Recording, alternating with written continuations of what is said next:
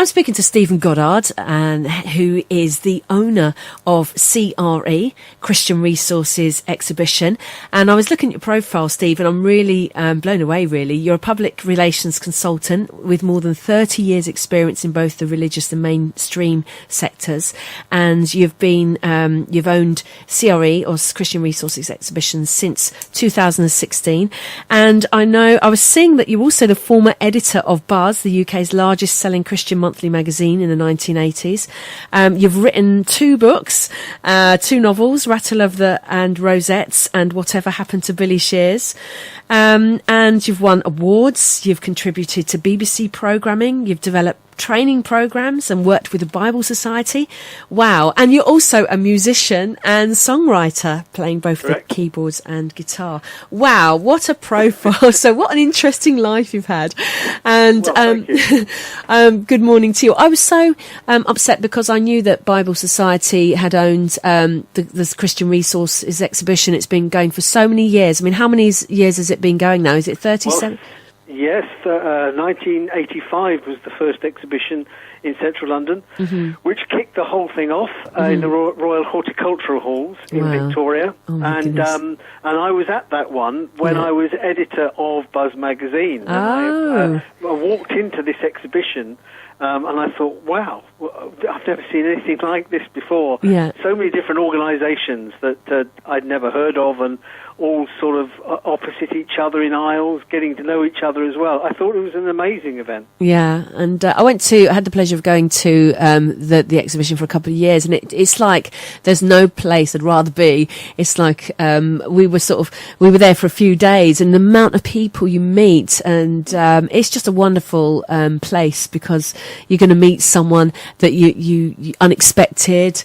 You meet new people you already know. It's just a wonderful place. Apart from all the lovely stalls, of course, I came with bags full of stuff as well. So, what's so exciting too is that a lot of the exhibitors, their different organisations, discover each other and then create plans together. Oh, that's good. So people that they had no knowledge of or had no real direct connection with, they suddenly discover they've got something in common, and away they go. For example, the London School of Theology talked to the Preachers Trust. I forget the name of the exact organisation now, but then they decided together to work together and create Sermon of the Year. Oh, brilliant! And so they happen to be opposite each other on the aisles, and hey presto, they come up with a project together. So it's not just about people turning up and buying new pews. It's actually about mission opportunities as well. It's good. And I remember, last year, and I know it was at Excel for a few years as well, when I heard it was being sold, I was brokenhearted, because I know it was I was really upset. I was so upset. And that such a wonderful exhibition could come to a close. And I think it was right at the last minute, wasn't it? You stepped in.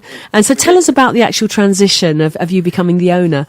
Well, I was a reluctant owner, I have to say, at the start.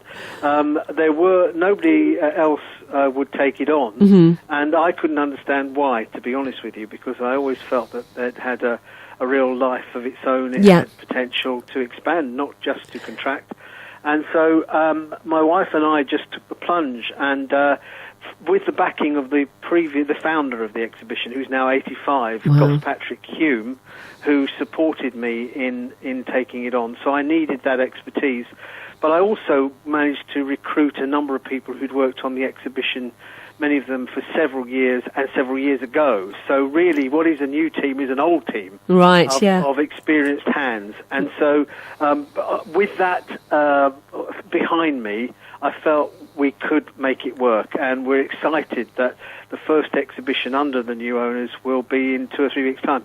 And that's happening from the 17th to the 19th of October. And you've gone back to Sandown, so I know that you moved to Excel, and then the Sandown people weren't happy about that, weren't they? So you've gone back to the original. They were very upset that we left, and that wasn't my decision. And I can understand why there was a move to try and shake things up a bit and go to a new venue. But the real problem is it's a very difficult place to get to, Excel. Yeah. Particularly if you're driving. It's tricky. And the cost of parking. Oh, the parking's like £15 a day, isn't it, or something ridiculous? Exactly. Well, so what we decided at Sandown offered free parking to us, and was so popular that we felt we could make it work back at Sandown and then work from there, really. And at the racecourse, it's at the racecourse, isn't it? And Sandown Park Racecourse in Esher. Yeah, and how easy is that to get to if you're coming out of London? Well, it's within the M25. Yeah. So you can come off the M25 and find it pretty easily. Of course, it can be pretty busy. We know that. But a 10 o'clock start means you should be able to avoid the worst of the rush hour. Yeah. But Esher Station is right next to the racecourse, and we have a courtesy bus for people who are coming by public transport, which will run you right to the front door of the exhibition. There you go. So it really is a fabulous venue for us. It's our venue. I feel that Excel was great, very prestigious, but we were a little fish in a big goldfish pond there. Mm-hmm. I think the lovely thing about Sandown Park is that we sort of own it for the week. Yeah. And that suits everybody, I think, in terms of the campus that it provides.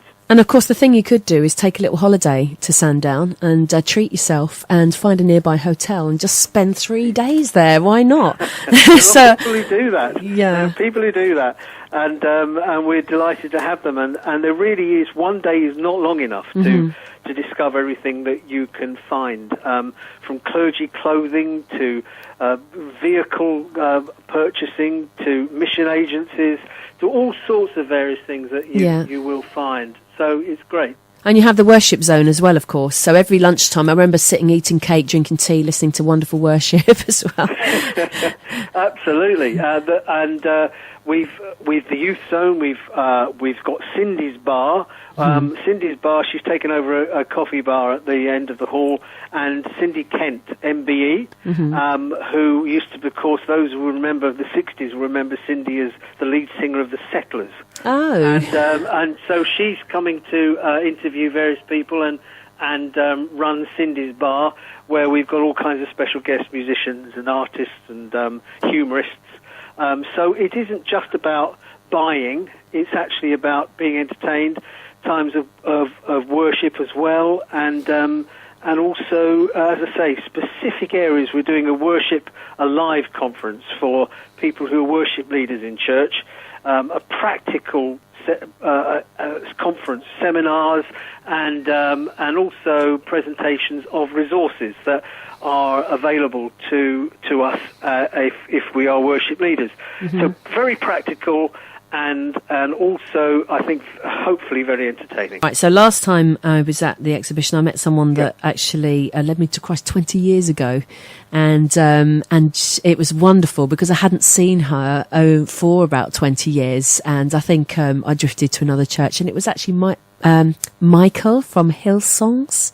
Oh, right. She's a worship leader, and I think she was worship leading at the time as well. So that was really exciting to actually, just touch base. And I think that's the type of place that you do have these chance meetings and end up seeing people you might not have seen for ages. And absolutely. And I think with worship is the key area for 1 in 2, that is 50% of the people who come through the doors of CRE, they are keen to find new resources for worship. Right. That's an incredible number. I mean, when you consider all the different resources that are out there and available, worship is central every time we run the exhibition. And this is the reason why we've created Worship Alive, because we want to say, look, let's have a look at the history of contemporary worship for an hour or so.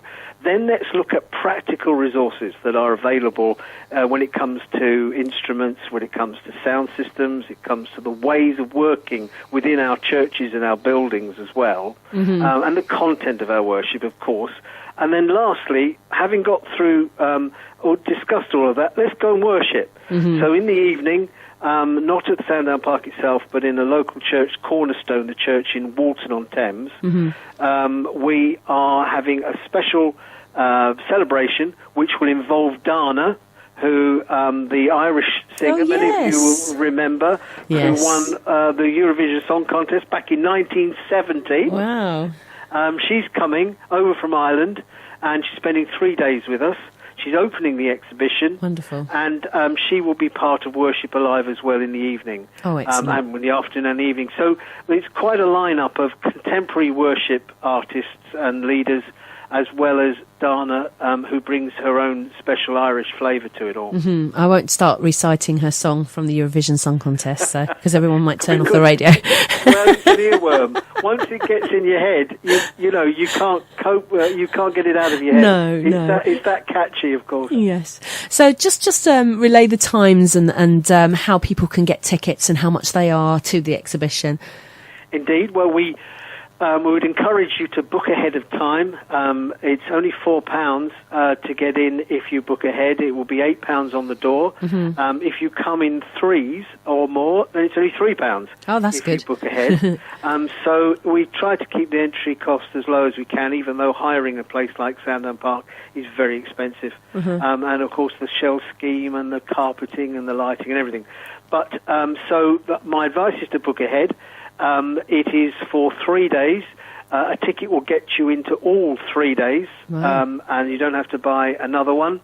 And to find out how to book, I would go to www.creonline, which is all one word, creonline.co.uk, and you'll see all sorts of information there about the seminars. We've a packed seminar program, which I haven't even mentioned, which are all free again.